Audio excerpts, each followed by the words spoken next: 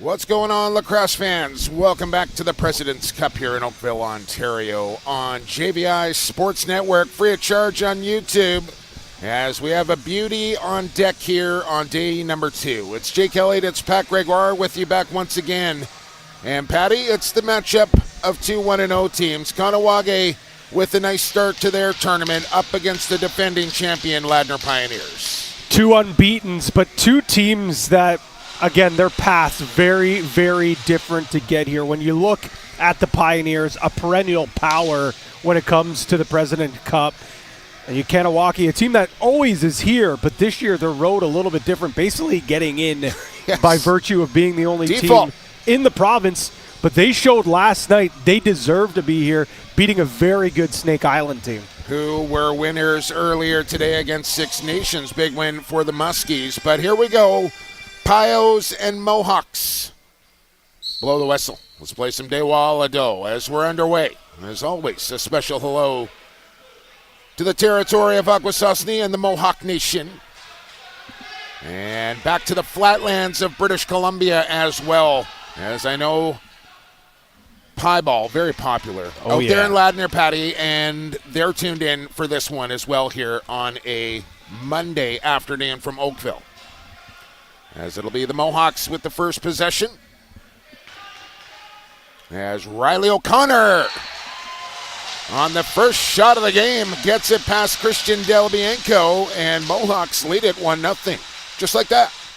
First goal of the tournament, believe it or not. O'Connor, despite how many chances he had last night, just unable to bury one. That's just a pure goal scorer's goal right by the foot of Del Bianco, and quickly 1-0 the score, leads for the Mohawks. Literally a perfect shot there from O'Connor. You can't place it any better, and that's a tough one past Del Bianco, who did get the win in their opener 10-9 over Edmonton, as Cornwall up with the loose ball as he loses it quickly, however.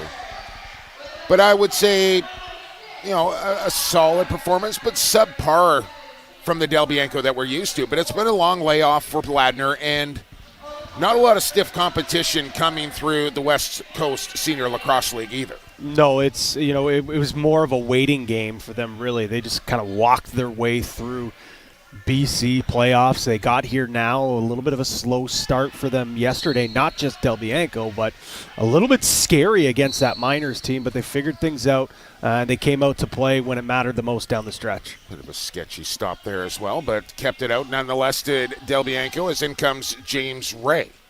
Wearing 72 here for the Pioneers, spent last season with the Burnaby Lakers. And one of their pickups this year is Hairwires with a shot as Aaron Bold gets back-to-back starts here for Kahnawake. As they have Buchan on the bench, I thought they might split the first two games here for the Mohawks, but it's back-to-back starts for Boldy. As you mentioned, 8-6 over Snake Island, and he looked sharp in his debut. And it's a little bit odd, quite frankly, to see Aaron Bold at a President's Cup wearing another jersey besides the Miners. Ball far side here with the Mohawks. And Hellier, who was the leading man for the Mohawks in that 8-6 win, named player of the game for Kahnawake. And he'll be the kind of the engine that drives this offense here for the Mohawks.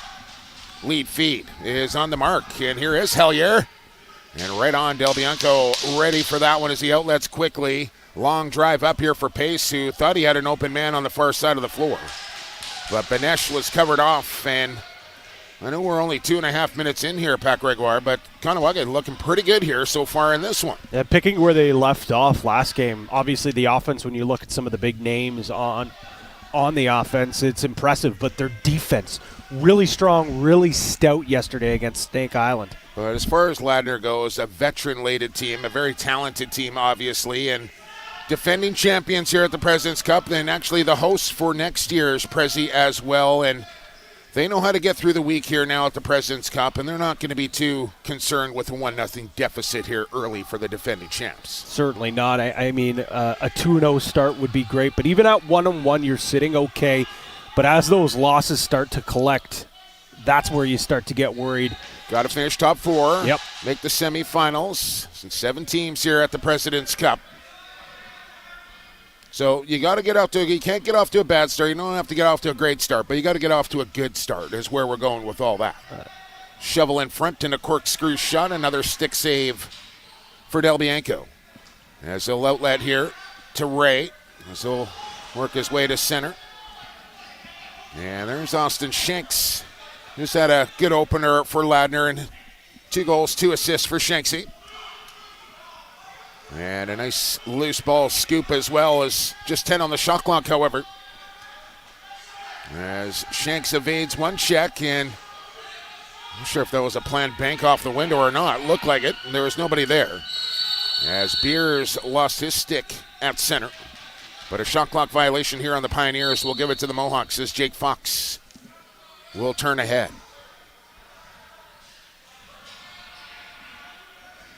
Caleb Wiles. As into traffic there, Justin Scott, who I was quite impressed with in that 8-6 win for the Mohawks, as he picked up a couple in that game.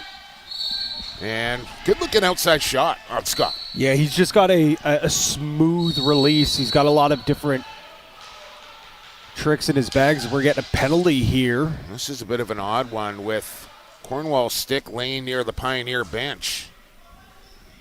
But I think it came away from the play there. Yeah, so that was behind our camera view. We weren't able to see it, but it's a hold. Kahnawake going to go to the power play. Again, another facet of the game that I was impressed with for a team that had. Sure if did we get our sheet of officials in here today, Patty? I don't think we did not, okay. But it is Kyle Kennery. I believe that is Marcus Fisher on the floor as well, and then the other guy collecting the free pitch. Yes. We talked about him a lot. All right, so what are we here? 4:45 into this first period. Shots 5-3 Ladner. 5-3 Mohawks, and Ladner trailing by 1 here. And are now shorthanded.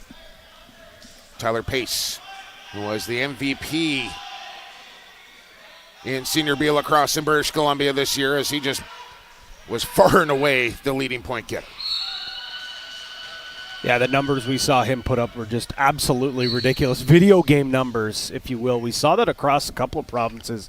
You look at 87 points, I believe, from Ryan Lanchbury here in Ontario in just 15 games played. Pretty good. O'Connor will set things up here for the Mohawks. He'll step in. He's the goal scorer. Down to Jake Fox. And past Del Bianco. And on the power play, the Mohawks make it 2-0. Good pass. Great pass. Great vision from O'Connor, who is just sneakily one of the smartest high IQ players in the game of lacrosse. Look at that skip. Soft hands from the big body, and Jake Fox, for as big and gritty as he is, he's just as skilled and finesse to his game. Great finish. I'm wondering if the hair is as soft as the hands. It's all the conditioner. That's why I put the conditioner in the hair. Face-off win here for the Mohawks. And have the Pioneers on their back heel a little bit in this first period. And they'll get another possession on offense. As Cam Horn will look to feed off with Cornwall draped on him. And one of the best one-on-one checkers in the game is Jeff Cornwall, as he is an absolute shutdown defender. You lock him off anybody in the game, and Jeff Cornwall pretty comfortable playing one-on-one defense. Yeah, you can throw him on an island with pretty much anyone, and he's just so athletic. Great foot speed, smart, strong. As Ryan Keefe, the Pioneer captain, cutting through. Ball comes high for Pace with 10 on the shot clock, and now Hairwire's looking for a lane. As he'll go into the corner with it, and there he is, one of the best goal scorers the game has ever seen in Ryan Benesh. As you look at the numbers for Benesh, wherever he has played, he has produced. Still in search of that elusive NLL title, however, but he does have a President's Cup to his credit last year. Del Bianco, a shoulder stop. A loose ball for Matt Bierce. And might be time for a glove change there, Bierce, as he's still got the rush mitts on. And he'll be wearing black and gold leather on his hands this coming season. Hellier in transition. Stop low for Del Bianco. And Nate Hanare, who was named player of the game for the Ladner Pioneers. And that kind of gives you a pretty good idea how deep this team is. With all the star power up front, it's the grinder Hanare, Team New Zealand, that was named player of the game. Yeah, you love to see that. It sometimes gets a little boring when it's, you just look down at the game sheet, who had the most points, who had the most goals, go with that. James Ray, and on the follow-up was Bromley, who in an article from our boy Adam Levy, coach Ross Frelick, calling Bromley their best all-around player. That's a spicy take right there. It's a spicy take. High praise considering the players that they have on this roster that can do stuff on both sides of the ball. This is Claire. As he'll come back across center, which you can totally do here in Senior B lacrosse at the President's Cup. I think this is the first time I've seen Spencer Bromley play in person since some Kufla lacrosse when he's playing with McGill. Yes, indeed. As Benesh pinwheeling off a couple of checks, took one right across the helmet. That'll draw a call. As Lacroix will have to dig it up late in the clock here. And he'll register one on target, but that will do it. But the first penalty of the game now going to Kahnawake. And who do we got here? Pounds at number 6, it looks like, for the Mohawks. As it's number 5. I thought it was off there. As McComber will have a seat. And this Pioneer power play unit will go to work here. James Ray, Austin Shank, Zach Haywars, Ryan Benesh, and Tyler Pace to set things up. Wow, that's a unit. That's an absolute unit of a man up. A lot of goals in those sticks around the world of lacrosse. Here's Benesh skipping low, and this one will come back across center. That's okay, too. So you wonder, kind of a fun matchup here. I wonder how many goals in his career Ryan Benesh has scored against Aaron Bolt. Might need our stats department on that one. Shanks has one against Aaron Bolt, at least one. As the Pioneers get a power play goal here, 31 seconds into their first man advantage of the game. And now one goal across game 2-1. I think this is going to be a huge key in this game for Kahnawake. They got to stay out of the box. You can't continue to give opportunities to this offense. Like you mentioned it, all those names, the options, and just how much skill they have on that power play. You see Austin Shanks there, get open in the middle, quick boom, in and out of the stick.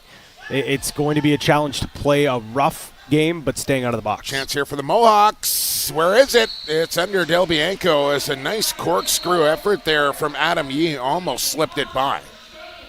And those are the type of goals that I think the Mohawks are going to need here against. They're going to get their 5-on-5. They'll get some power play, but goals like that, you're going to have to get 2-3 maybe to give yourself a chance here against the Piles. We saw the transition buzzing yesterday.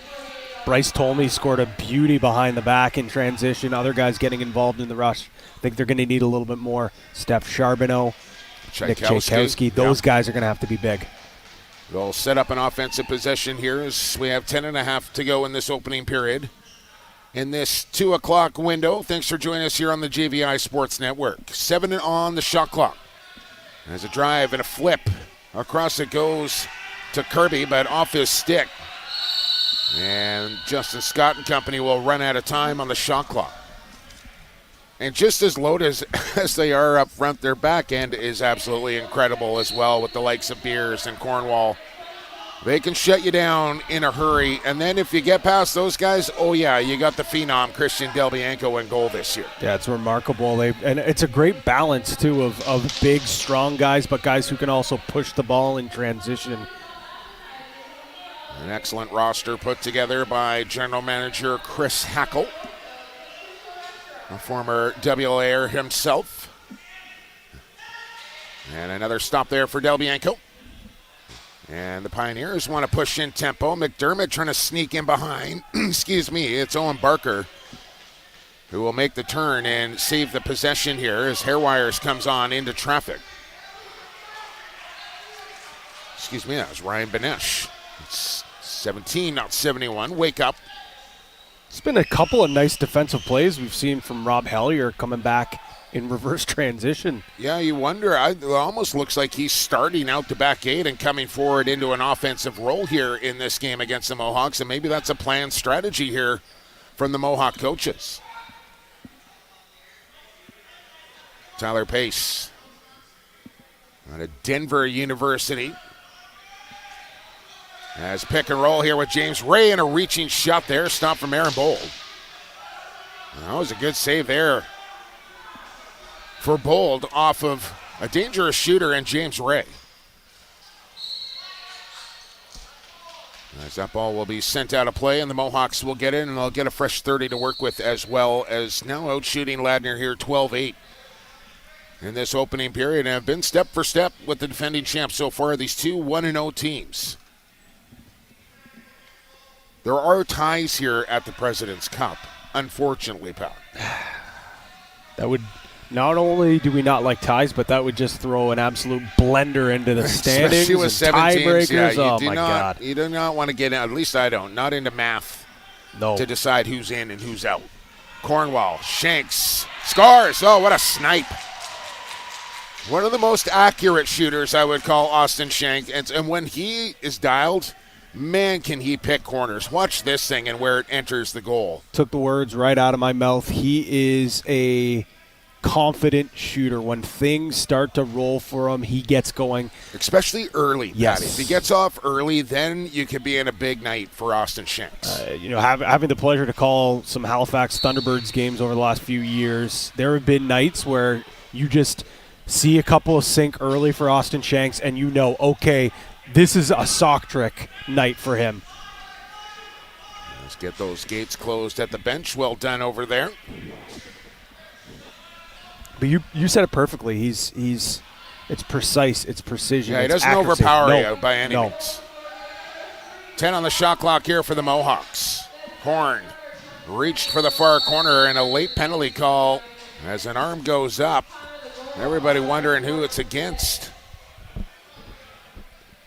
And I'm still not sure, Patty. I know an arm was up here, but nobody off to the penalty box quite yet. So holding the stick. Now, looks like Davidson might make his second trip to the sin bin here for Ladner. As Davidson normally will probably be a guy that will come in and out of this lineup, as Ladner really deep and sitting out today. They're resting their veterans here, quite frankly. Alex Turner is out. Mike Mallory is out. Phil Caputo is out. And longtime Pioneer Jake Doucette not playing here today for the Piles, but just gives you an idea of those 5 guys that are out. They can step into this Pioneer offense or defense and be one of their better players. Imagine the luxury of being able to scratch those guys and still have a great roster to fill those spots in. Right here, it's a Mohawk power play as Scott will come over the top with it. And they got a little firepower on their offense as well, do the Mohawks. And they'll restore their 2-goal lead with their second power play goal of the game. That's 6 points now for Scott. 4 goals. He had a hat trick last night. They were all outside shots, but the thing that makes him such a deadly shooter is he's able to be so deceptive. He can go over the top, go high to low. He can throw that sidearm and rip it near side. He just has such a amount of different tricks up his sleeves when it comes to shooting. Or his jersey, as it were, Pat. Exactly. 7:10 here to go in the first. As they announce the latest Mohawk goal, courtesy of Scott. Cam Horn, double teams. Hellier comes on. He'll run a pick through the middle and a shot over the top there as Del Bianco out well. Cuts down the ankle, and he's got Cornwall out across center. Hairwire's off the bench. He'll take the feed. And that one, I think, hit the butt end of Aaron Bold and stayed out.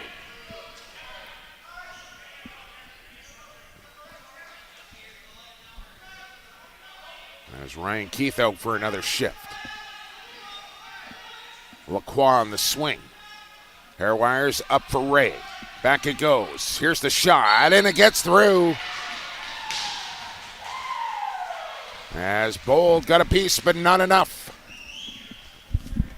That's 2 now. We've seen Bold make the initial save. The last one on Shanks off the shoulder, which was a great shot. This one as well, but goes right off that hip and trickles in. We're seeing Bold read well. It's just not being able to get all of it to keep it out of his own net. Scores from earlier as the Edmonton Miners got past Tuscarora 11-9 this morning. And we mentioned Snake Island now 2-1 with a win over Six Nations.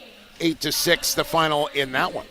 as Six Nations will play Edmonton later tonight, and Oakville and Tuscarora still to follow here this evening as well on day 2 of the President's Cup. Shut on off the post. O'Connor pointing, saying that was in the goal. But no signal from the official, and we play on.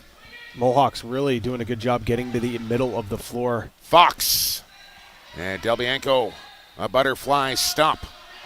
Pioneers going to want to tighten things up. Here's Hairwires, one-handed catch, dip and dunk, and dip it again. And it doesn't go in. Oh, man, he had Bold on the second fake and decided to fake 2 more times. Wow. I think he overthought it. Yeah, beautiful chance there. Bold, that time gets enough the piece. I don't think he guessed correctly, but that time instead of making the initial read, he's able to hold on. Shot from Scott. Gobbled up by Del Bianco. He looks to outlet quickly. He's got Matt Beers up in the zone. Shovel in front. There's Banesh. And look at how quickly that opportunity developed in transition for Ladner. Lightning quick. And sorry, Patty. No, and they're able to just find that loose ball and have a full possession here. Dylan Lacroix from the far side, the lefty. Lets it go sidearm, and Ladner pushes in front for the first time here today. Really, in a blink of an eye, and that's just goes to show you the firepower that they have there. And when trickles right by the leg of Aaron Bold, and this game, I want to call it. Did you take the over today, Patty? I wish I did.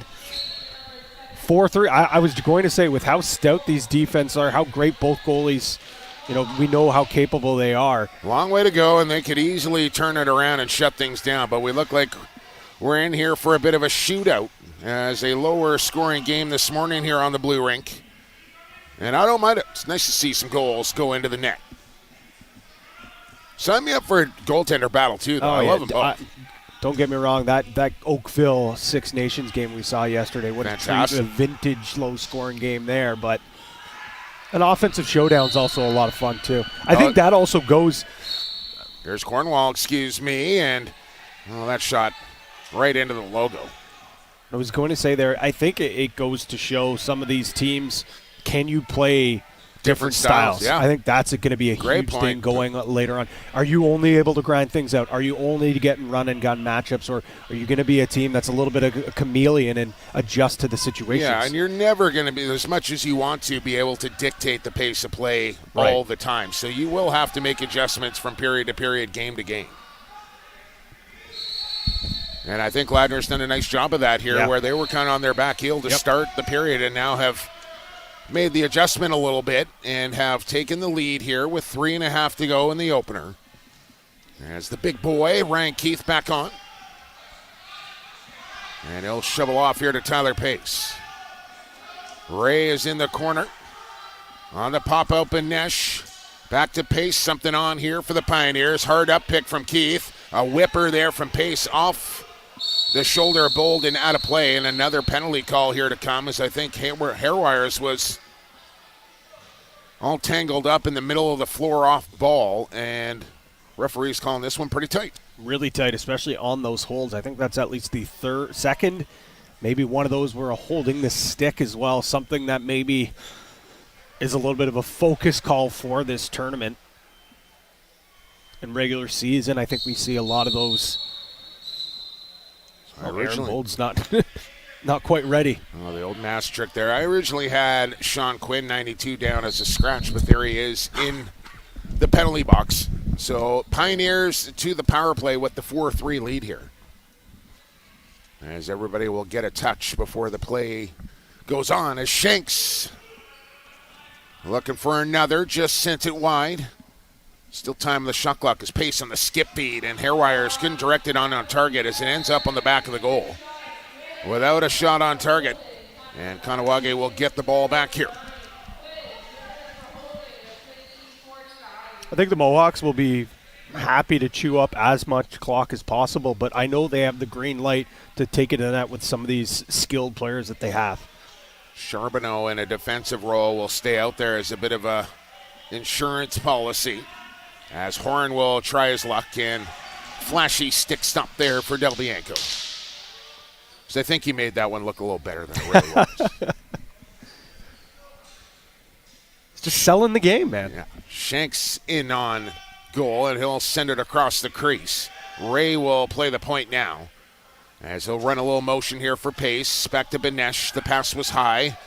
Sweet handle off the turf for Benny. Inside for Ray over top of the goal. And that's what separates the greats from the goods, is little pickups off the turf, off of short hops like that. The good ones, the great ones, they make it look easy.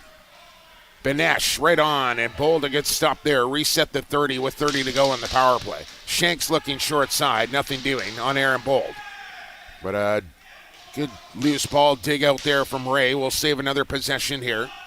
And they'll keep firing away. You know they will, as Benesh had his stick checked as he tried to shoot. And the Mohawks 2-on-2 through the zone. As a couple of Mohawks will just hang out with Ryan Benesh. They'll keep 2 on him. Thankfully, the 30-second clock is running.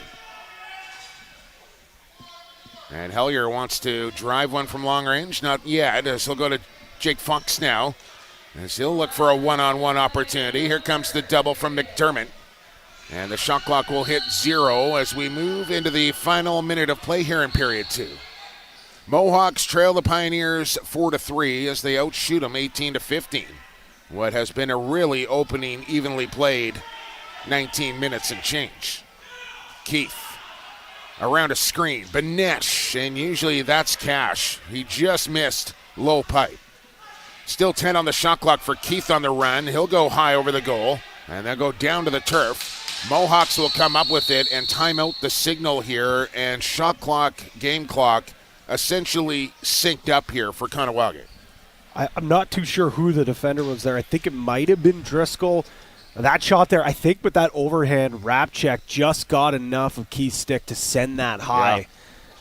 Those little plays there, I know it's not the play that you want as a coach, but sometimes that's all that you have. When you get beat one-on-one, you have to throw the home run check, and I think that did just enough to dislodge the ball high. Well, obviously still one more possession to come here, but your thoughts on that opening 20 while we have a bit of a break? Phenomenal. It's been great. We've seen the offenses. I felt, Ladner kind of came out a little bit slow, where it was Kahnawake who was pushing the pace. Ladner kind of waited things out, weathered the storm, and then now I feel like they're the ones who are controlling the pace. They're taking away the reverse transition opportunities that the Mohawks are trying to present themselves, and when they're getting their chances, they're cashing in.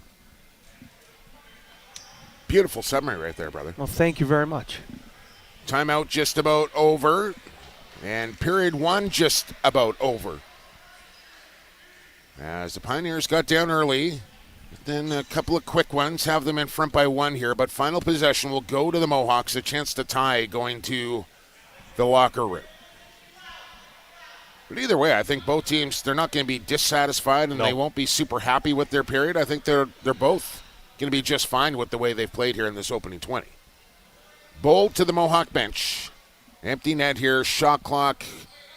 I'll actually put another second on, so it's close to a 2-second differential between game clock and shot clock. We've seen Del Bianco score some goalie goals over his career, in particular a Minto Cup. And you got to be careful with this thing with the 2-second differential. And I think Riley O'Connor knows that, as he's just going to chew up as much clock as possible until they get into it right now. 6 to go. Here's O'Connor. Shot blocked. Spin and fire. Lots of time. And Pierce put it wide as the period comes to an end.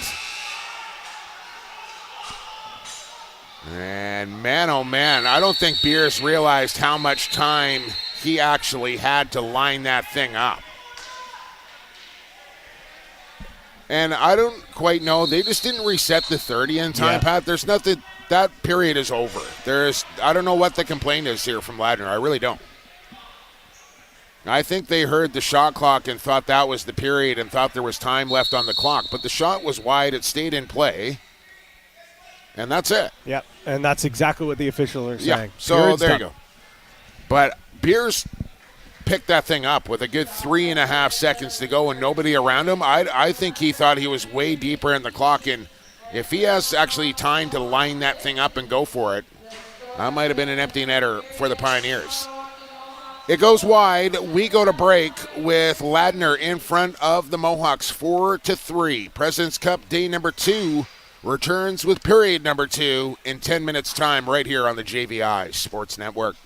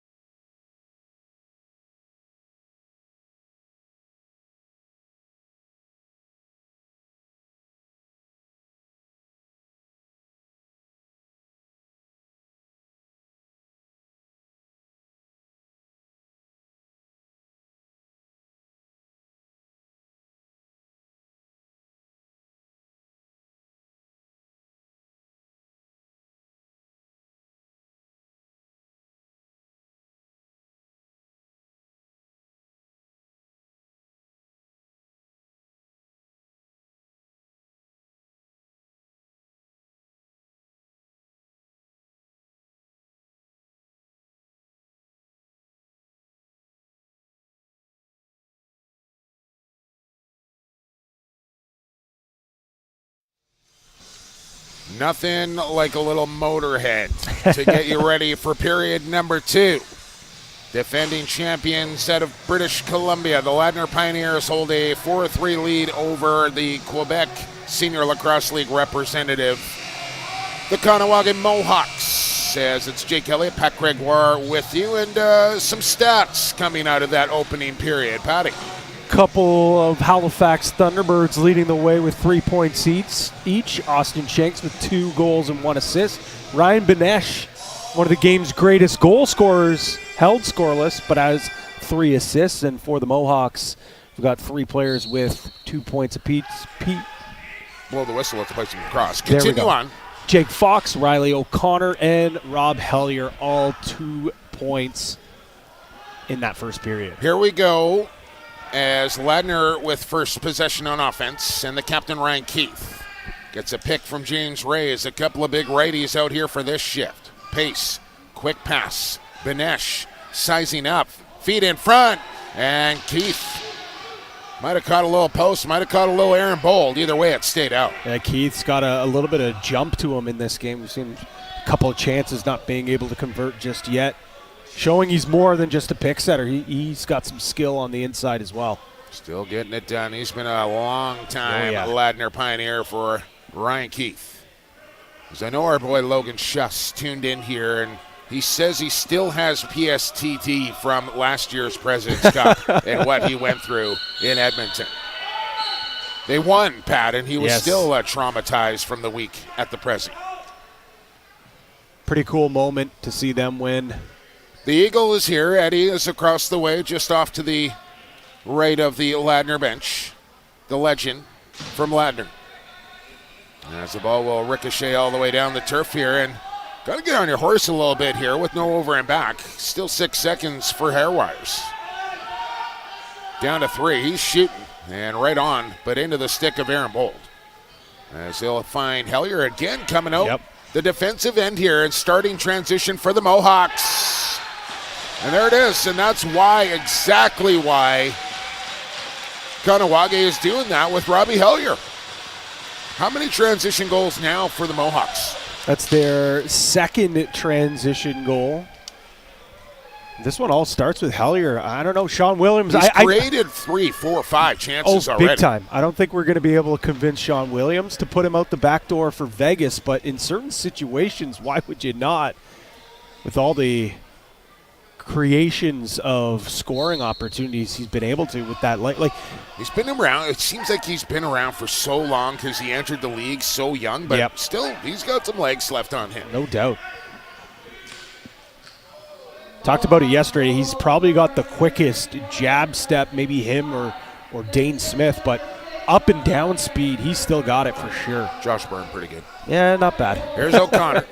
Now Wiles, not sure why he's wearing red socks here, Patty, but I'm not a fan. Long feet up here to Barker. In comes Owen Barker. Wow. You don't get too many out of Barks, but he's got one here, and he's got Ladner back in front. And this is just a beautiful ball from Christian Delbianco, right where, and this is like this is a football term or reference, you can say. He put it exactly where only the receiver could get it. Just drop it right in the bucket. Beautiful pass. And like you said, Barker, we don't normally see him convert in transition, but a beautiful goal there. 5-hole on his Warrior teammate in Aaron Bold. As Delbianco picking up an assist. He'll have more of those as the week continues. You can guarantee yourself of that. Yeah, it looks like the Woody is not slowing down his playmaking ability at all. And if you're watching the Minto Cup and young Jack Kask at the Minto playing for the Adnaks, being coached by Delbianco and how quickly he delivered, like, it's amazing how he has trained and coached him. As there's one from the outside for the Mohawks as Kirby slips one through, and we're tied at 5. Or was it, excuse me, did I have it wrong? Was it Hellier again? It was Hellier this time. It was Kirby coming in late. We were too busy yammering that. It's all right. But that's the thing with Hellier. it looks like he was slowing things down, and then there's that jab step again, goes around his defender, and Cornwall takes that shot. Cornwall's got to recognize that anytime Hellier's got the ball, he's a threat to score. And he's just so deceptive on where his shot is going to go as well. He'll look far side, short side, high, low. That time goes 5-hole. I know we're not even halfway through this, but Hellier's looking like he might be getting his second bucket hat from bar down the way he's been playing. Benesh had his shot blocked and then takes down. And that's going to be a penalty. Yeah. And I thought, you know what, that was pretty intentional. And after 2 minutes, Benesh will give him a tap, will he, for Tolmie. But Jumbo, I actually think they're actually calling the holding the stick behind the play. That's like the third off ball away from the play penalty we've had in this game. And I did not see that one bit from Phil Bouquet. So I thought it was Benesh getting the penalty. It turns around. It's the Mohawks going to the penalty box here, and the Pioneers going to the man advantage. Again, they're watching everything here, apparently. Maybe because it's just the two-man crew. They're focused more on one watching on ball, one off ball. Exactly. Yeah. I don't know, but they're really, really paying attention to the behind-the-play extracurriculars, if you will. Benesh, skip, Ray, reach. And not many better execute that shot right there from James Ray, who is, I don't know, what do you say, 6'5" probably. And when he gets that stick up with that release, he is literally shooting down into the goal. And it doesn't matter if the shoulder's in the right spot because he's firing over top of it. It must be so difficult for goaltenders to read that. You saw it right there. You nailed it. It goes right down, hits the bar, goes right underneath, and it actually puts my mind at a pretzel just watching how he shoots that ball. And listen, James always gets mad at me for telling people where he loves going top right, but it doesn't matter. I'm telling you, goalies can't stop it because of the angle and trajectory that it comes. So it doesn't matter that they know where he wants to shoot. He can still find the corner as now. Well, I thought maybe an arm going. They don't call that.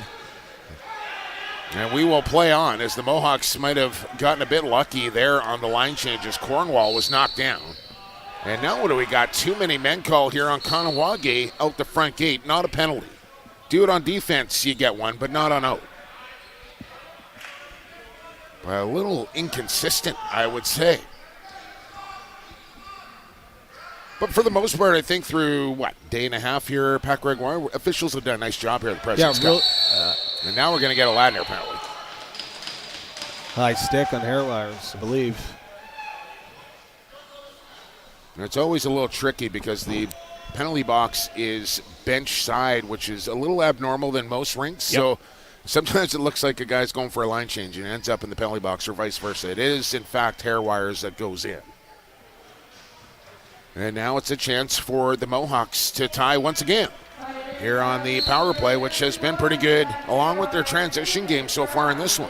2 for 2 on the power play so far. Hellier, Scott, O'Connor up top. And there's the chance for Scott,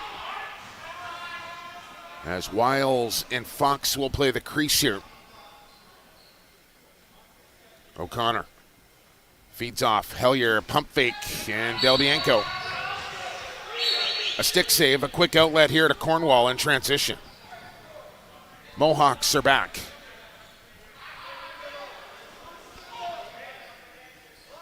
And Cornwall will go for a run and find his man Tyler Pace in the far corner.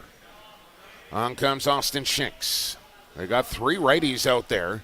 1 player for each team hanging out in the other end. And this is starting to become en vogue in the game of lacrosse, and I still haven't figured out why teams want to do it. Yeah, I don't get it either. And Aaron Bold takes a bump out of his crease there. If I'm a coach, I'm not okay with my guys doing it. And not so much defensive. I don't know why you want to create more room for the shorthanded team. Absolutely not. I want all the help that I can get.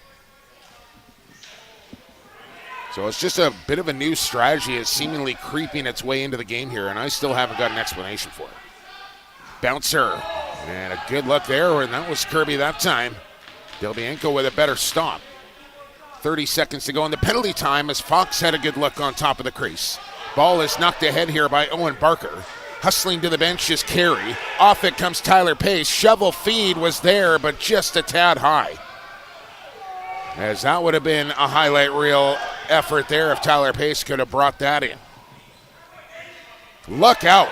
Del Bianco with just enough of that one as it went from one post across the mouth of the goal and out the other side.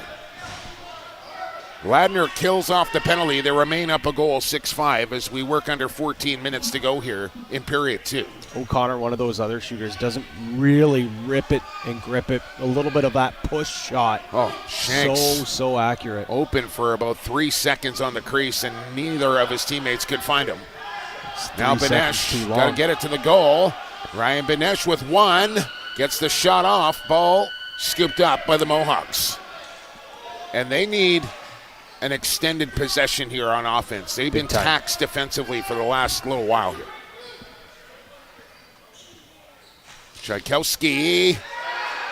That one slipped in behind Delbs again. Just doing enough to keep it out. Not quite the extended possession we were looking for there. As Tchaikovsky saw some daylight, he took it instead. Bromley working with Lacroix. Shanks off a pick. Here's Keith in the middle. Couldn't get his shot off cleanly. And Bold will control. Shots are 25-21 Mohawks. They're stuck one here against the defending champs. Tchaikovsky barely able to get to the bench there. That was a long shift for him. Feed to the crease. Backhand shot! Dendy from Scott. Clip it. Patty, that was exceptional. Absolutely disgusting from Justin Scott. Saw him score 3 last night, 2 here, but this is no doubt his best goal yet. Goes behind the back, Bobby Allen. Yes. Oh Forgot my. we were in the East. Yes, that's your friendly reminder. Suppose it'd be like a Kevin Alexander or a Tommy Marichek. I like that. I'm okay with that. If we're talking Western style. So tie game once again. I knew we had a good one cooking here on day 2 between the Pios and the Mohawks, and certainly we do. Benesh down to hair wires, and a stick save there for Aaron Bold as he just stayed right planted on that short side pipe. No call coming. Mohawks up in arms. Travis Irving up the floor. And look out here for Austin Shanks as he'll protect. As they'll work goal line extended. Looked into the middle of the floor. Lacroix will take it on a bounce with 12 on the shot clock. He'll look towards the net. Bounces friendly for Pace right on, and he scores. Again, Bold with a piece, but not enough. As we talked about Shanks being a very accurate shooter. Pace pretty accurate, but he can overpower you as well as he blows that one right in. He picks up that off the broken play, and again, Bold. Not a lot of wasted movement there in the biomechanics for Tyler Pace. No, not at all. That is an unfortunate bounce for the Mohawks. A great defensive stand. You know, you go almost perfect D for about 27 seconds, but the ball just squirts out to the wrong player as Pace gets his first goal of the afternoon. Left on the docket here for Ladner after this one as we go back to center floor. Tuscarora, Oakville, Snake Island, their remaining games as they still have to go through their 2-a-day on Wednesday. Left here for the Mohawks after this one, Six Nations, Edmonton, Oakville. So neither team with an easy road leading into the semifinals here. And this game, pretty pivotal for both teams. 1-1, you can be okay. You start to go below 500 at the President's Cup. Forget it. I don't think you can afford any more than 2 losses and expect to be in. Not with the quality of play that we've seen from a lot of these teams. Certainly our buddy Evan will be working the math for us as the week moves along here. I'm glad because I'm not doing it. I'm not a numbers guy. Ooh. Just let the results play out how they shall. As we approach the halfway mark of this lacrosse game, and back and forth we go, Ladner back in front by 1. This is Rob Hellier out wide. In on Irving, trying to duck, spin, step it, pump it, and can't get the shot off as Irving rides him to the turf. In transition, it's Shanks. And holy cow, do the Ladner Pioneers get up the floor quick. Speed kills, and that's certainly the case with their transition game here. Count the seconds. I mean, it's 1, 2, 3, boom, back of the goal, 5 seconds, that thing end to end. And Shanks throws about 1 billion fakes before putting that by the foot of Aaron Bold, his former teammate in Halifax, scores his 3rd goal of the tournament. He's putting together quite the solid Prezi so far. And I believe this is the first 2-goal lead of the game belonging to Ladner. 8-6 now as we hit halfway. Shanks almost had another.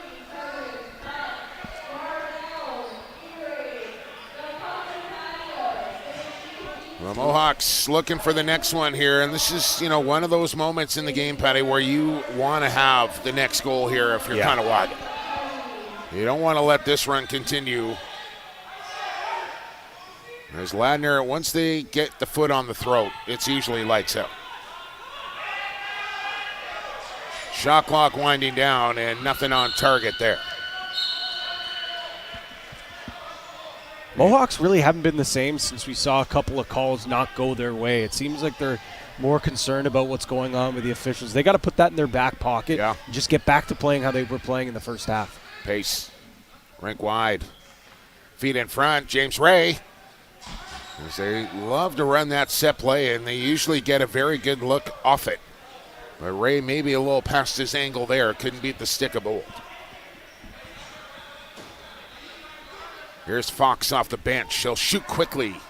And that one deflecting into the corner as he and Cornwall go hard after it. Now Beers in with a two-hander. And the ball comes loose here for the Pioneers, who are looking to the bench again as Davidson through the middle of the floor. And the Mohawks are back in time. Benesh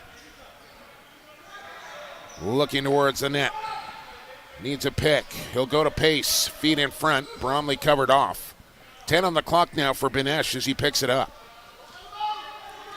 Bromley with a hard clear out. Benesh leans in. He's going to get a chance. And Bold there to make the stop, and an arm up here for a holding the stick call.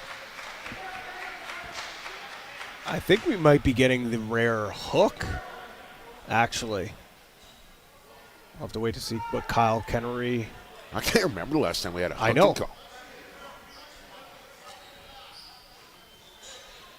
There it is. Tchaikovsky for the hook. I swear that's holding the stick, but maybe that's lacrosse Canada rules. We're going with the hook. Maybe I'm wrong. Maybe I'm confused. I know one thing, Pat Gregor. It's a power play for Ladner. Pace down low for Shanks. One more for Benesh. Had to double clutch on it.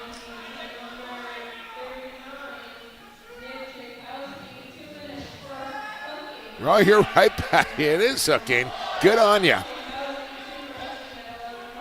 You do not see the hooking call very often. Not at all. I don't mind it. And I don't mind it from James Ray either. On a quick stick bounce shot. Another power play, and that's going to frustrate the Mohawks obviously even more here. Taking another penalty and the ball ends up in the back of your goal. They probably feel a little shortchanged right now, and that's not going to help matters. No, not at all. It was a key to victory for me is staying out of the box, and that one they probably, like you said, it's going to just add insult to injury, but you're only down 3 goals. There's so much lacrosse. Ton of lacrosse left here. You just got to worry about getting that next one. You're not going to tie the game in with 1 goal. Here comes Claire right off the faceoff, and now he'll give it to Tyler Pace. Oh, big-time stop there for Aaron Bold. Needed that one, and he got it. Massive save by Bold. If that one gets in, look out. And that is a very timely stop there from the Mohawk goaltender. Needed it and got it. And let's see how the offense responds now after that big save. It's Scott with it. Now Fox. Looking back door, nobody open. Scott, one more time on the tuck. Splits the double, got the shot off, hit the post.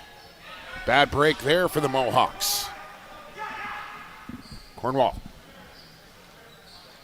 He'll hit Keith, who stabs it one-handed and then spins to the goal with a shot as he falls in the crease. Twinkle toes. Really excited to see Justin Scott with a full season with Albany this year. I think he's going to play a really big role, and if any indication from this tournament, I think he's in for a big year. He's ready. There's O'Connor. Now Hellier. He'll look, and a riser. I think that one, look out. Big time chop there goes uncalled. You could hear that one clearly up here, broadcast level. I think you could hear that one from Jupiter. At least Satter. Bromley on the spin move. Lacroix was open. It's Hairwires with the shot. The shot clock down to 4. Pace on the drive. A bouncer. Gets past Bold, and Tyler Pace makes it 10-6. Again, this is just deflating for the Mohawks defense. You play nearly perfect again for about 26 seconds. But Charbonneau's got to know better. He can't get out that far. Can't get beat Pace. underneath either. And he gets beat underneath. You know, Pace is so electric. He wants to beat you there. He wants to use his speed, his athleticism. He just plays right into his hand. And in Charbonneau's defense, not the first defender to get beat underneath by Tyler there's a Pace. long list of defenders that's happened to. Zabo had it checked free, but Pioneers there to pick it up. And Claire will give it off here to Ryan Benesh as on comes Ryan Keith. Lacroix will join the party as James Ray will work to the top. Again, the set play on here. Look out, Turf Monster almost got Pace. Keith around a screen, fired it low, and Bold fought it off. Pioneers have 2 or 3 plays that they like to run offensively over and over, and they are dialed in on them, and they are effective. And even if you kind of know it's coming, it's still tough to stop. Keep running it until you can prove them to stop it. That's kind of the mindset that they have with a few of those plays. Just over 5 to go here in period 2. As Jake Fox to Wiles on the tuck, the shot, the stick save for Del Bianco. Del Bianco's dialed right now. Got off to a little bit of a slow start, but nothing by him lately. As Bold turns one aside. As the shots now, Ladner has taken the lead in that total, 31-28, and have the 4-goal spread here. As we work our way into the stretch of period 2. Scott around a couple of picks, lost the handle. And another big slash there from Hellier. Here's the chance for Hanare. As the run continues here for the BC boys, as it's 11-6 now off the transition goal from Nathan Hanare. Hanare, his first goal, but the 4th transition marker now for the Pioneers. Everyone wants to talk about the offense and all the weapons that they have, or some of the big bodies out the back door, or Del Bianco in between the pipes. But what's going to separate them from the pack is the ability to get up and out on the floor in this transition game. And another face-off win here for the Pios as the pressure will continue. Shanks, as they'll work with Pace in the 2-man game. Looking for the flip, the down pick now from Pace. The ball came free. Pace will scoop it up. He'll fake it. Now he'll find his man Bromley, and that one deflecting. And did hit Bold, however, and reset the 30 now for Ladner. And the Mohawks, I think that hit a defender, and they hate the call here, but Ladner will take it, and they'll work it. Austin Shanks one more time. Inside feed for Bromley cutting through. Lots of time to work with here, still 10. And that one hit Bold as well, and they'll reset the 30 again. And now Ladner can make a line change if they want. Tired defense out there for the Mohawks. Guaranteed. Hairwire's dangerously close to the crease. Now dangerously close to a free hand. Still Hairwire's with it. Right around the goal, and he scores. Oh, what a goal from Zach Hairwire's. Clip it.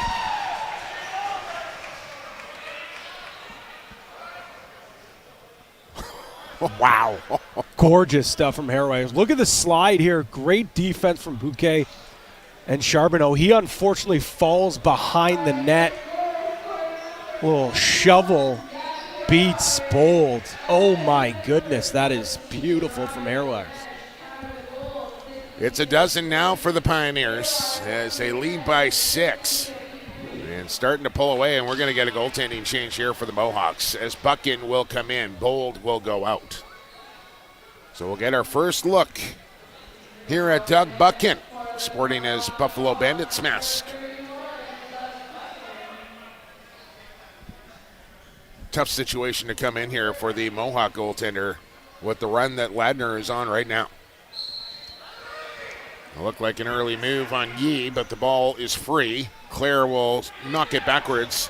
Cornwall overran it. His ball's still loose on top of the crease, and Del Bianco there to bail it out. And that's the tough part, right? You get a glorious chance like that, and all of a sudden you're looking to try and beat an MVP. Yeah, it makes the comeback seem that much more difficult when you've got to beat that guy down there who's looked virtually unbeatable this last 10 minutes, I'll say. Ray battling for a loose ball. It's won by the Mohawks, however. But check loose of Quinn, and the battle ensues one more time. As the shot clock will hit 0 here on the Pioneers. It'll be Mohawk ball. And look out, maybe we're not done here yet. Tyler Pace in a headlock. And, yeah. I think we're going to get penalties to each team here. As I believe it's McComber, and then Keith kind of came in late, or was it Irving? It was Travis Irving that came in. As he came to the aid of Tyler Pace, and that's what he is expected to do, and did just that. And both teams will serve some time here. You can see how this all starts here on your screen. And I will say that's and I feel like we're fawning over at Ladner here a little bit, but let's not kid ourselves. They're the defending champs. They probably have the most talent on their roster. You think about the offense, the defense, the goaltending, and then take it a step further, Pat. You want to play that type of game with the Ladner Pioneers. Yeah. They got some bodies on that roster that are more than willing to play that game as well, and I don't think that's a road you want to roll down. No, they'll beat you on the scoreboard, and they'll beat you in the the parking lot as well. They're a tough team, and again, I mentioned it earlier on. I do believe it. Barker, Beers, Irving, Hanare, the list goes on. Yeah, and they are a team that can play so many different styles of game. They can run and gun. They can muck and grind. They can play that physical game. And that also helps guys like Pace and Benesh to play a little taller and a little heavier than they actually are. So trade them off here with Irving and McComber. And we'll play 4-on-4 lacrosse here as we work our way towards the final 2 minutes. It was 6-6, but a 6-0 run here from the Pioneers have them up 6 now. And here is Owen Barker.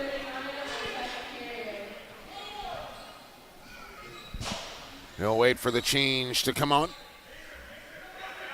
There's Hairwires and Benesh will play this near side. Ray and Keith across the way. Hairwires into the middle. He'll kick it off to James Ray. He'll get a pick from Keith. He'll fake the backhand and then try to hit Hairwires, and he handcuffed him with it. As the shot clock will hit 0 here on the Pioneers on that offensive shift. That's a little bit more like it from the Mohawk defense. Yeah, kind of back to their rough and tumble help defense. Into the final minute and a half we go. I don't know if there's a must score, but you got to feel like the Mohawks got to get one here in one of these last before the end of the period. Yeah. Yeah. Scott, he might be the guy. He'll find Hellier. He'll dart. He'll load. He'll fire. And Delbienko said, rebound. And that one denied as Jake Fox went airborne for it.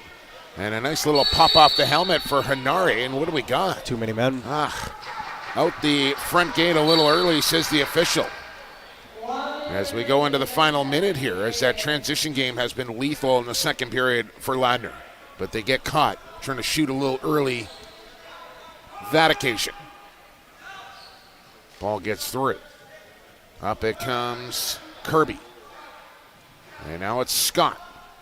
Driving, reaching, and Delbienko stopping. Long feet up. It gets past everybody into the corner for Austin Shanks to pick up. And what do we got here, Patty? We got not much. Maybe a second. I think that's a late reset on the shot clock. When they picked up the ball, there was 37 seconds to go in the period. And now they have it at a 1 second differential. And I think that's all to the benefit of a late shot clock reset. I think you're right. And that's going to work out just nicely here for Ladner. That's real unfortunate for Kahnawake. But I made note of when they picked up that ball. It was at least 36, maybe 37 seconds. Wow. But then a late reset. So it should have been a 6 second differential. Instead, it's 1. And this will allow Ladner to play for the final possession. Up 6, long change. I think you keep Delbienko in between the goal. I think so too. But point being, Kahnawake probably won't get a chance to have a look on goal. Mention other games coming up here as Oakville and Tuscarora will play at 8 o'clock. And both Six Nations and Edmonton will play their second game of the day. One a winner, one a loser here on day 2 as Edmonton got past Tuscarora. Six Nations lost to Snake Island. But it's the Rivermen and the Miners coming up at 5 o'clock. We got that one, Pat. Yeah, I'm looking forward to that one. I don't want to say a couple of desperate teams, but two teams that definitely want to get back onto or continue the winning ways for the Miners. On the other flip side, I'm really looking forward to seeing the response here from Six Nations, who looked fantastic on day 1, didn't look so fantastic on early day 2. Let's see really how they sloppy. respond in game 3 against an undefeated Miners team right now that knows what it takes to win the President's Cup, as James Ray, with 1.4 left on the clock, adds a late one. And that one will stick. Yeah, just look at this quick ball movement. Ball movement's great, but how about all the off-ball movement? Just frees up enough space for Ray. Doesn't go with his patented high-to-high shot. Instead, he throws a little skipper that beats Buchan, and that is a deflating goal, to say the least, for Kahnawake. So just 1.4 left on the clock. Face-off Academic. As the buzzer sounds to end the second period, it was 4-3 Pioneers after 20. That is a 9-3 period right there for the Ladner Pioneers, who are now up 7. We'll take a break from the track here in Oakville and be back with third period action on the JVI Sports Network and the President's Cup right after this.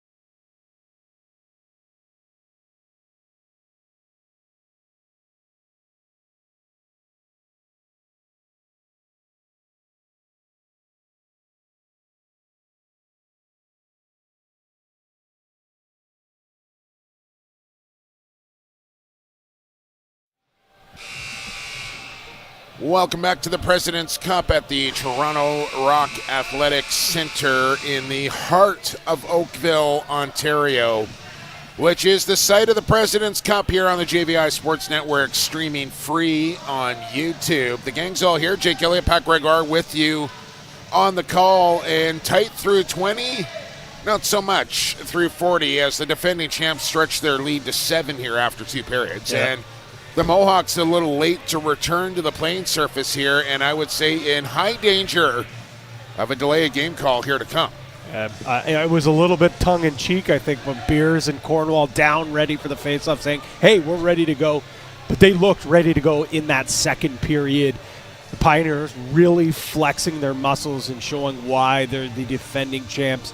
Transition, clean offense, power play, defense, goaltending, you name it. Pretty much from 17-25, which was the last time we saw Kahnawake score a goal, they've dominated in every single facet. Benesh with 7, Pace with 6, Pioneers with 13, and still no sign of the Mohawks to start period 3. Now, in their defense, I do believe their dressing room is on the red side, so it might be a little bit further for them to come to. I appreciate you going to bat here, but I think they're going to the penalty box. I think they might be as well, but you get a little bit of a window. You'll get a bit course. of a reprieve, but that was a good, 2 minutes late? probably a $1.45. Oh, you're nitpicking here. Come on. Let's say maybe not. No penalty box open yet. Not yet. I love the fact they're not really in a particular hurry either coming out of the locker room. Like, they're strolling across the turf. They're just pretending like, we didn't know. Sorry, we thought we were on time. The Mohawks are going to need something here. Like you said, haven't scored since that 17-25 mark. I think they got to get back to pushing the ball in transition. Buchan will start the third period here for the Mohawks. Just blow the whistle. Let's play some lacrosse. As Aaron Bold started this game, he has been pulled out of the goal. And Doug Buchan will see the third period through here for the Mohawks. As still more lacrosse to come here on day 2 at the President's Cup. As James Ray, a low drive, glove hand stop by the former Peterborough Laker. As we have Six Nations now 1-1 taking on the 1-1 Edmonton Miners. Yes. As the Miners dropped their first game 10-9, I think I said they were undefeated earlier. They are not. Lost to this team here. Yeah, pivotal game coming up next. And 2 1-1 teams, just like we're watching 2 1-0 teams here. Mentioned our stats department, the lacrosse boss, Matt Carrick, noting that 10 of 18 Ladner players, or runners I should say, have a point here. If you include Christian Del Bianco in that mix, he has an assist as well. So depth scoring is huge. I think Matty Carrick got on Twitter just before me because I was so disappointed that Lacrosse Boss was gone as a handle when I tried to grab it. He also mentions that Benesh has 7 assists now. As you mentioned, that's 2 behind Levi Anderson of Edmonton for the tournament lead. Okay, it's a delayed call here, and I was watching for his reaction down there, Pat, and he finally We are on the delay. A minute and a half in, Mohawks down a converted touchdown here to the Pioneers. And Wiles will spin to the turf. It's picked up in behind by Kirby. He'll feed it to Scott, and the Mohawks get a new 30 to work with. Hellier sliding low, shoveling to Fox. He'll tuck on the run, trying to get around Hanare, and forget it, says Del Bianco. So Miners and Rivermen coming up next. That's the 5 o'clock game here from the track. And then to cap off day 2 action, the host team, the defending Ontario Series champion, Oakville Rock, will take on the Tuscarora Tomahawks, who are still searching for their first win here at the President's Cup, as is Oakville. And another pivotal game. Like, you cannot start out 0-2 for the Oakville Rock. No, I think they were really disappointed with the outcome of that game yesterday. And for Tuscarora, as Benesh will add to his point total as he gets one in the goal column here. Tuscarora, I know they're 0-2 here, but they've been competitive in both their games. 10-7 against Snake Island, 11-9 against the Miners, and kind of wondered how the Can-Am champs were getting a little bit of a surprise, upstart, young Tomahawk team here, and you wondered how they were going to fare here at the President's Cup. At least I was coming in. And, like I mentioned, 0-2, but it's not like they're getting their doors blown off from here. No, I had a chance to talk to Matt Carrick, who's called both their games so far, and he said they just show in spurts that they're a team that should be competing each and every game. They just have too many lulls throughout the games. So if they can kind of put a full 60 together, they should be able to pick up a win here. Quick step from Lacroix, gets to the top of the rack. But Buchan able to get an elbow. I mean, you know one thing. Any lacrosse team that is coached by one Darius Kilgore, the compete level will be there. Yes, and that's certainly... Or you won't be. Yeah, exactly. Exactly. A great staff there with Roger Chrysler as well. And it's good to see Darius. It's been a while. Yep. Yeah, he's got that team certainly battling from whistle to whistle. The upstart Tomahawks. So they'll play Oakville in the 8 o'clock game here on day 2. If you're Oakville, though, I know I said they're disappointed with the result. They got to be happy with Nick Rose and the defense. They were really strong. It's just the offense had just no answers for the Rivermen. Yeah, and, of course, Dustin Hill was phenomenal. Sometimes you'll just run into an ultra-hot goaltender who's having himself a game, and I think there's partly a little bit of that. And I thought Josh Dawick was pretty good, but, guys like Q and Lanchbury and Knox, they need to step up for the Rock in this second game for the home team here. Yeah, and I think they will. I think so as well. I think their transition game needs to get going as well. A guy like Kearney's going out the back door now. He's got to convert. And they'll get Brandon Slade back into their lineup, who they missed in the first game. And from what I'm told, look at that. I mean, you want to talk natural goal scorer? Watch this one from Benny Boy. This is just magical here. Not many guys can pull off this little spinner from Benesh, who made it look easy. It seems like every time he touches the floor, he just makes things so easy. Barely looking at the goal. That is as pure as a pure goal scorer comes. He's one of the game's greatest snipers we've ever seen. And we talked about how Shanks is a guy that, when he gets a couple, he gets hot. Might be a little bit too late here for Benesh, but within minutes, he's got 2. He already had 7 assists. Yeah. Looks like he's not slowing down anytime soon this game. Hanare with the double closing in finds Owen Barker out high, and look out here. An absolute hack job by Caleb Wiles. Right down south on Hanare, and I'm surprised Nate just didn't hit the snap button right there, because he's got that in him, and when he took one in that area, I'm surprised he just didn't go to town. And then Tyler Pace goes head level at Caleb Wiles, and that had some intent behind it as well. Don't kid yourself. He wasn't aiming for the goal right there. Oh, my goodness. Welcome to the President's Cup, ladies and gentlemen, as that got nasty pretty quickly. A slash to the nether regions, and then a head level heater as an answer. And now it'll be a power play for the Pioneers.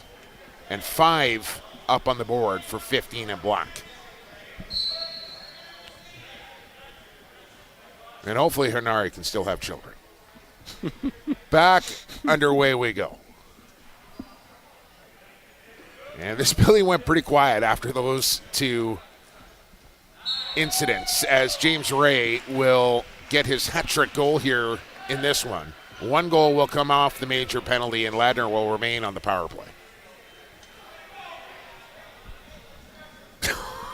Patty, I still can't. I'm still trying to process. I know this is your first one. I've seen a lot of this over my years here. I think this might be my 7th or 8th President's Cup, but yeah, and we're just getting started here. Don't get me wrong. 2. I love it, but it's a different breed here at the Prezi. It really is. But Ray, like you mentioned, his hat-trick goal, 7 points now for him. Now, what do we got here? Too many men on the Mohawks. Luckily, they had possession, so just a turnover here and not another penalty. As it's starting to get chippy here in the third with this scoreline not in doubt. And don't be surprised if you start to see some defensive players come out the front door to start to play some offense. As Benesh goes bar Mexico, as Pat Gregoire likes to say, with his hat-trick goal. And what's that, point number 10 for Ben? Yeah, that's a 10-piece for Benny. And he doesn't care what the score is. A 10-piece. In on 10 of the 17 markers here for the Pioneers in this one. And this isn't Ladner drawing anything up. There's no play that they're running on this man advantage. They're passing it around. Benesh sees no one's coming to him. He's going to grip it, rip it. His third, 10 points now. That's why he's one of the best to ever do it. Zabo up with the ball as he'll shovel high here, and that's 2 off the major. But Wiles will have to serve the full 5, but we're back to even strength here. With 14 and a half to play in period 3 of this 2 o'clock game on day 2. Lacroix can't get it past Buchan, then gets ridden into the end wall. And we will get a possession call here for the Pioneers. And this is where, as an official, Patty, you are going to earn your money in this one down the stretch here, trying to manage this game. Oh, yeah. Game management. And you better have an extra set of eyeballs in the back of your head right now. Pass intercepted. 2-on-2 here for the Mohawks. Got to try your luck. And Delbianco with a comfortable stop with the shoulder.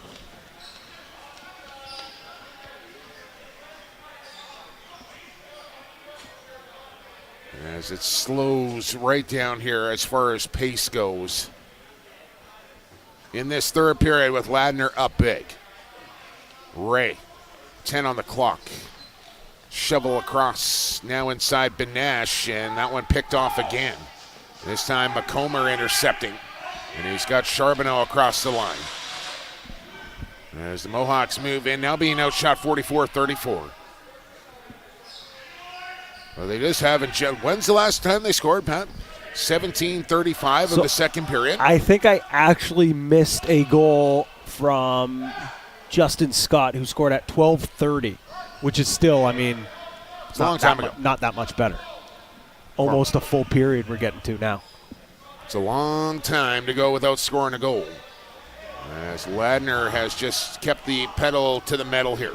And you hope this doesn't completely unravel the Mohawks for the tournament, because of what a great opener they had against Snake Island. Yeah, hopefully they got to realize they're 1-1, and that's okay. Yeah. Oh, look out here. That was a cheap shot, and here comes Benesh to the aid of Lacroix. Took a cross-check right to his face. And I'm telling you, you do not want to play this game with the Ladner Pioneers if you're the Kahnawake Mohawks. Because not only will, Matt Beer's having a word with him right now, but you know what they'll do is they'll go find the star player in Rob Hellier of the Mohawks, and they'll do the exact same thing right to him. We'll get a look right here. We unfortunately just out of our camera view. And Lacroix still down here, as you could hear the cross-check right to the grill. As they'll get up, tough kid. As I believe it was McComber with the cross-check on Lacroix. As he'll go to the penalty box here, and we'll see if it's 2 or a 5. I'm expecting the major to go up, but we shall see.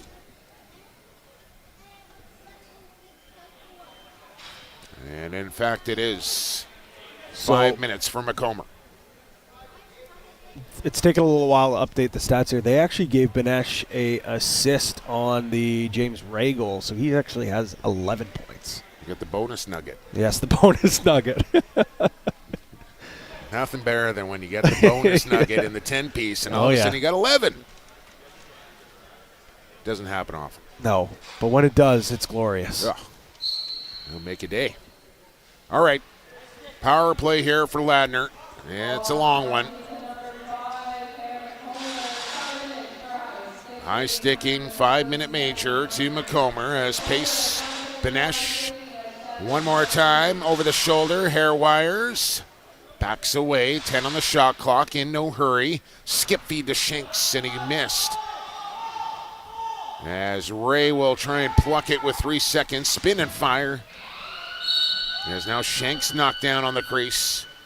And it'll be Kahnawake ball here, who are some kind of frustrated against the Pioneers in this one. And now Hanare going after Kirby here a little bit down on the crease. And you just have to kind of watch everything going on the floor right now.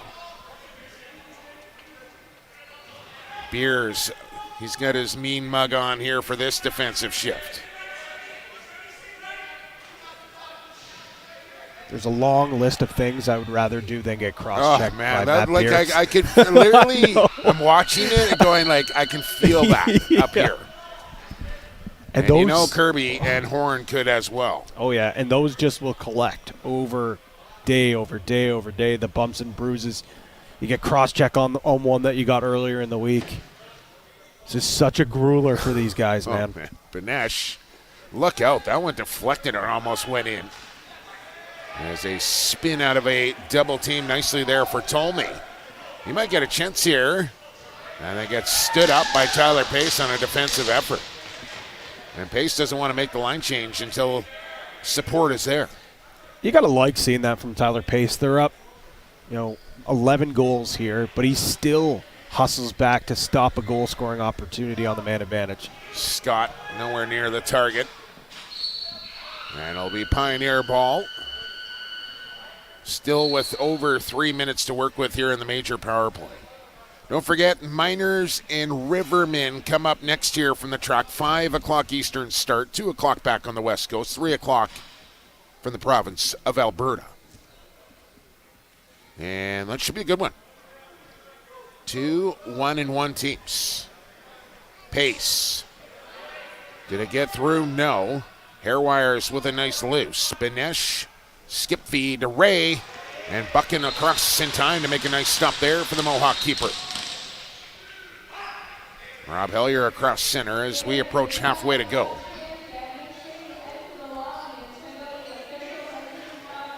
You know what's for dinner tonight, Patty? Have you seen the menu? I have not. We're getting into garbage time here, so I'm talking dinner. We're talking dinner now. Now that you do say that, I'm getting A hungry. little peckish. Hellier! Oh, man. We talked about Benesh being a pure goal scorer. Robbie Hellier, another guy you can probably throw in that category where he just makes it look effortless at times. Yeah, it's not even a great shot, but when you're that pure, sometimes those ones just go. Yeah, and that goes right below the glove. I think Delbs might have got a piece of it, but a perfectly placed shot from far out. You talk about how he makes things so easy. He does, but he still has such a high motor. He's a guy that just doesn't know not to go 100% at all times. And I'm sure Del Bianco not too concerned here with a 10-goal cushion in 10 minutes to play. And still 2 minutes to work with here in the major power play. As Schenk's reluctant to go down to that right crease. He will now.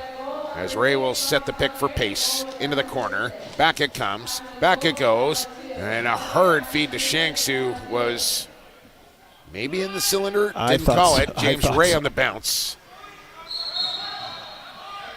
I don't want to go on any more limbs here, Pat, because I have not been doing very well in my judgment calls as far as replays go. I don't think I've gotten a dub yet, to be honest, so I'm right there with you. Charbonneau across the line. Carey harassing him.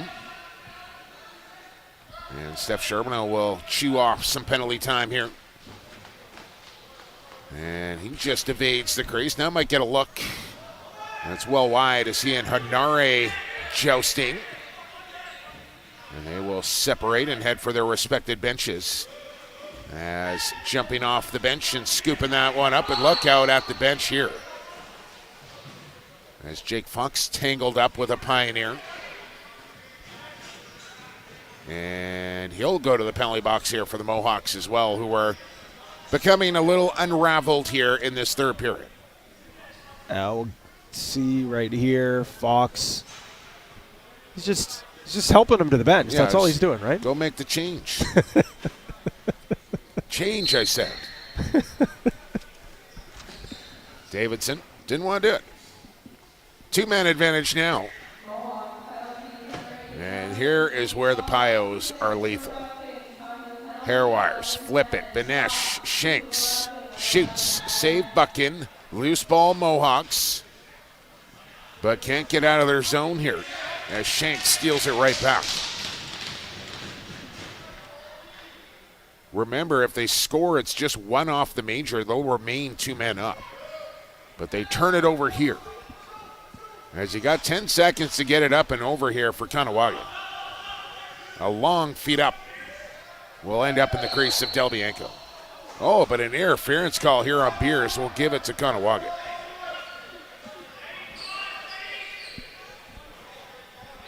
Shots are 46-35. But it's the scoreboard where it matters most, and it reads 17-7 Ladner. This might be the first out of what, Pat, 6 games here at the President's Cup where we've seen a very lopsided score. Yeah, 100%. Every single game has been competitive.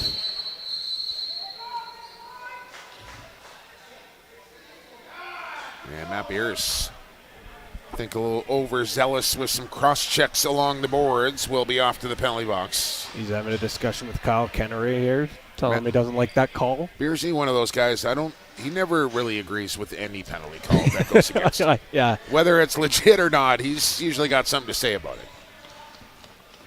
He's pleading his case. 2 minutes for 22. This will cool off. As this game has just come to a snail's pace here in the third period. And you'll get this from time to time at the Prezi as well, Petty. Pretty remarkable, though, for a 7-team tournament. Now is the first time we're seeing a quote-unquote blowout. Yeah, it might be the last, might not be, but one thing. Rivermen and Miners going to be a good one next. And O'Connor finds the black mesh. And the Mohawks are up to 8. There's another discussion, this time in the crease of Del Bianco.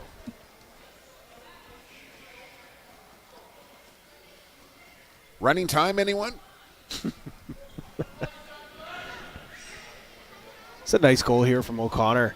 Just beats his man cleanly, throws that perfectly right over the left shoulder of Christian Del Bianco.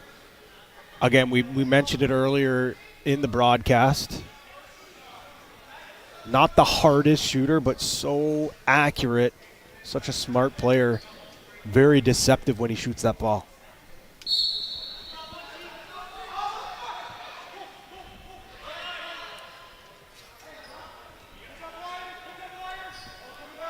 Ladner up with the possession after the goal from O'Connor. As it is a 4-on-4 situation here for the next 20 seconds. And it'll be Kahnawake with a brief power play. Here's Ryan Keith. Big rebound there for Lacroix, but Buckin on top of it in time. And they'll kill off the remaining seconds to Fox. He'll join the power play unit. With the Mohawks down 9, but under 7 to go. Hellier. Here's O'Connor. Hellier.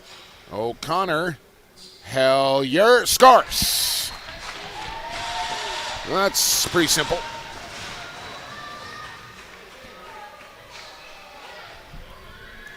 Hellier hasn't heard a bell yet. Not too fancy, Pat. Just a little give and go and crank it. Yeah, a couple good ball players just playing pass and catch there. And at this point of the game, you do have an opportunity to continue to go through your progressions, practice your power plays. They're not ready to pack this in just yet, but that's just two guys recognizing a situation. The other thing I will say is, with a 7-team tournament here, as Zabo up with a quick loose ball, goals for, goals against, absolutely could come into play here later in the week. And that's why you play the full 60 minutes here, just in case for tiebreaker formulas. And it probably won't matter as much here for Ladner as it will, or potentially will, for Kahnawake, but they need to continue to try and limit goals and score goals of their own, just in case. More extracurriculars off ball. It was Hellier's third goal. I believe he's 6 points now in today's contest. And it's Macomber back to the box. He and Lacroix have had something going all game long.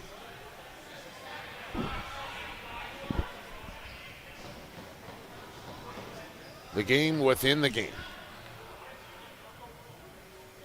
And still 6:08 to play in it, and I think that's the maximum amount of penalty time for Macomber. He is out.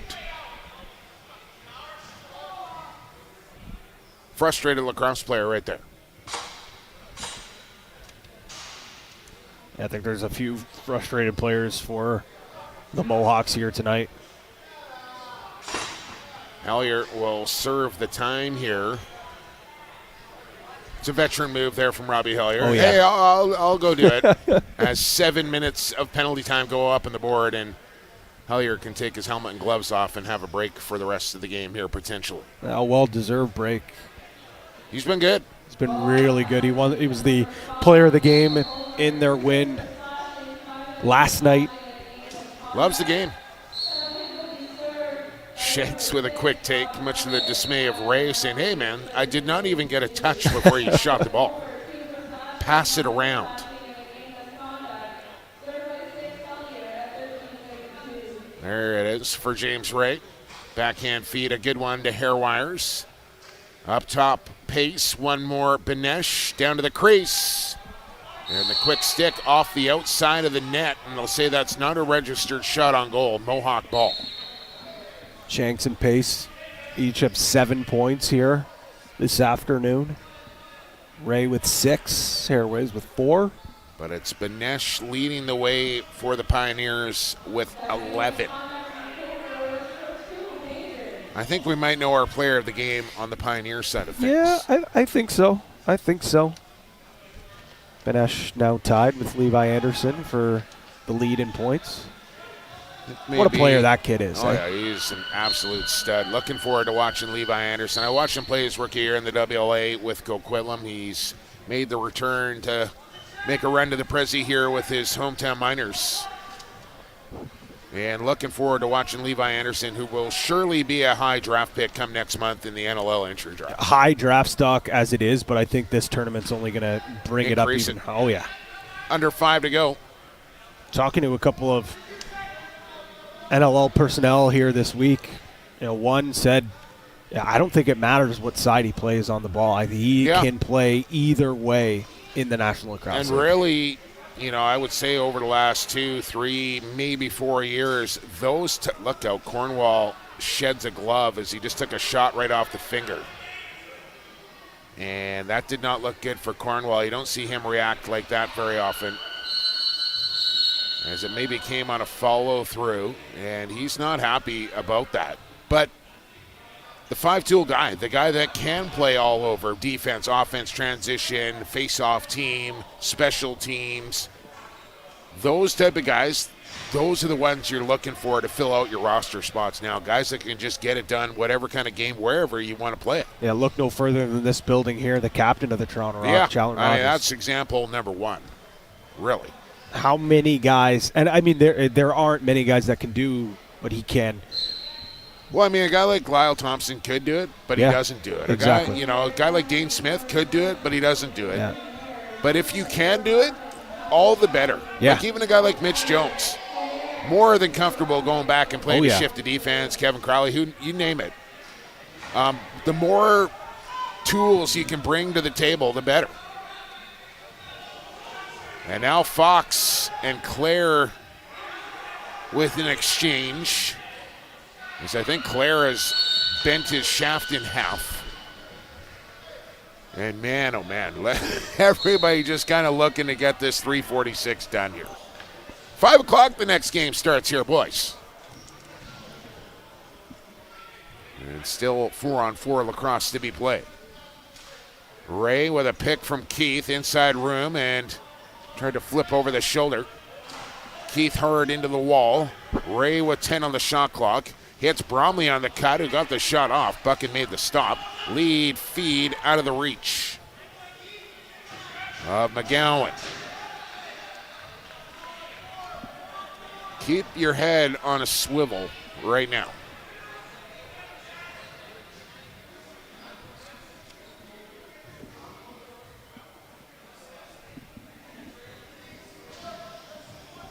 Ray being worked over with wrap checks, but the big man just powers his way. What did he just back in like 10 feet there on the post up?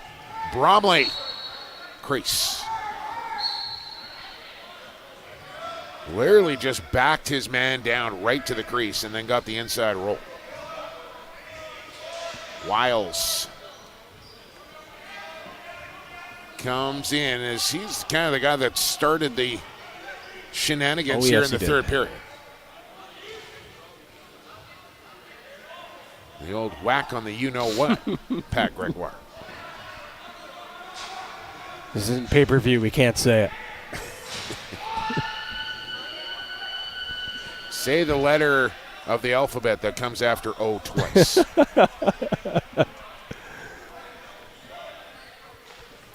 3 minutes and the penalty time now. 2 minutes to go in the game that is mercifully working its way to a completion here.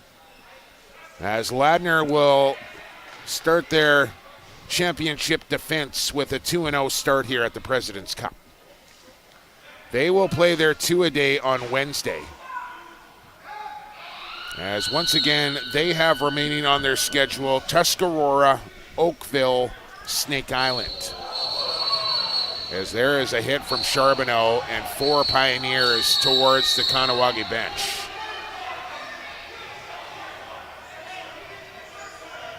And this is literally a powder keg waiting to explode right now.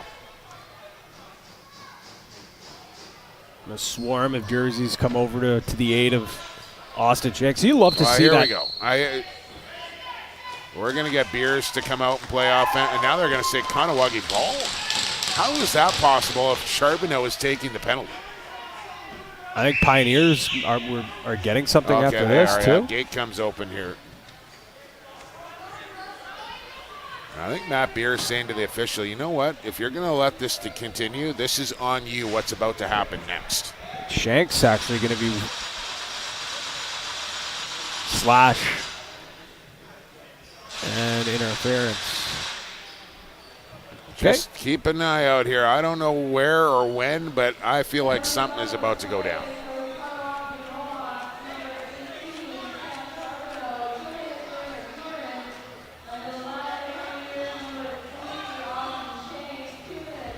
And Kahnawake needs to get a body off the floor. Yeah. If I'm Kahnawake, I'm not putting Justin Scott on the floor right now. I'm not too sure why he's out there. And Horn locked up here. They take Fox to the turf. And look out now, Beers into it.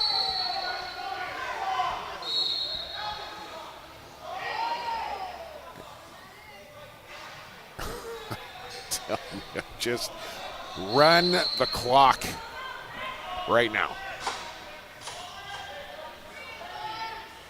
And I'm not saying just blow play back in, and that's the best way to end all of this is just keep the action moving.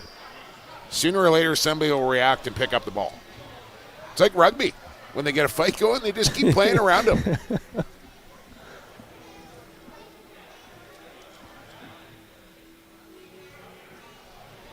This is not exactly what you want to be watching here at the President's Cup. And we get it. But we still got to deliver it to you. As mercifully into the final minute here of this one. And behind the play.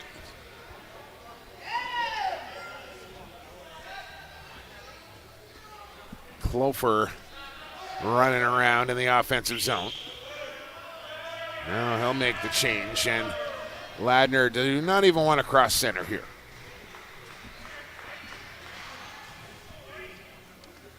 They got Beers, Irving, Barker out on the floor.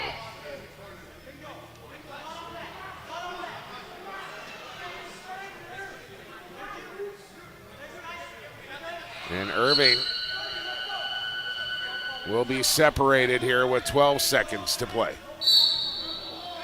Just more games to play here, fellas. More games to play.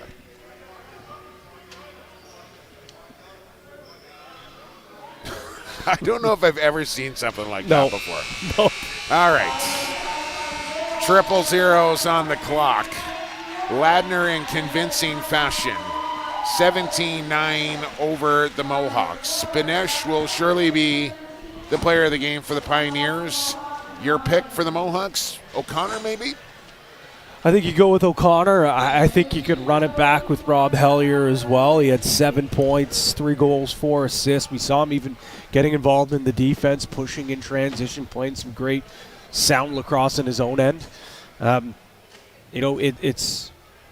the thing with this tournament. I think, of course, obviously it was a disappointing showing from the Mohawks, but there's still a lot of impressive individual performance in that game for Kahnawake. And lots of lacrosse ahead here for both teams, as well as now Ladner 2-0 and now Kahnawake 1-1.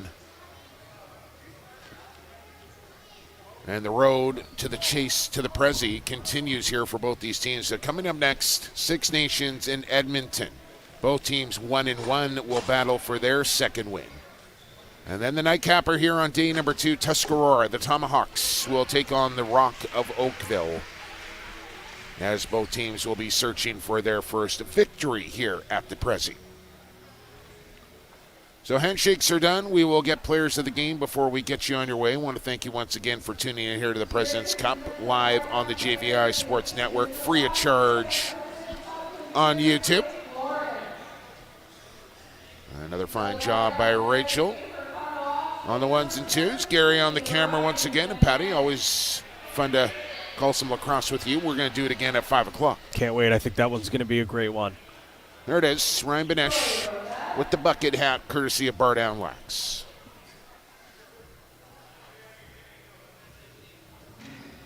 Take the helm. There you go, Ryan. Justin Scott will be your player of the game for the Kahnawake Mohawks. All right, that'll wrap it up. Your final shots on goal, 51-37 Ladner as they beat the Mohawks by 8. 17-9 your final. As we'll take a break here on the JVI Sports Network and be back with the 5 o'clock game. Six Nations Rivermen, Edmonton Miners, coming up from the President's Cup here in Oakville. For Pat Gregoire, I've been Jake Kelly, and for the fastest game on 2 feet, and for the greater, we'll talk to you at 5 o'clock here from the track.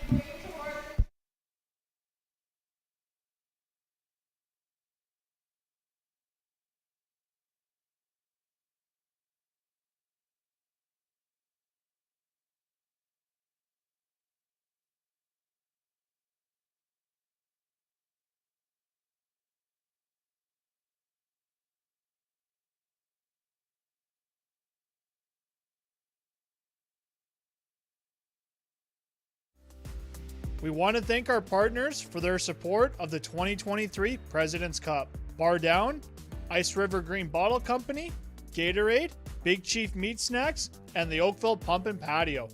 Thank you for your support and helping all the competing teams as they chase the Prezi.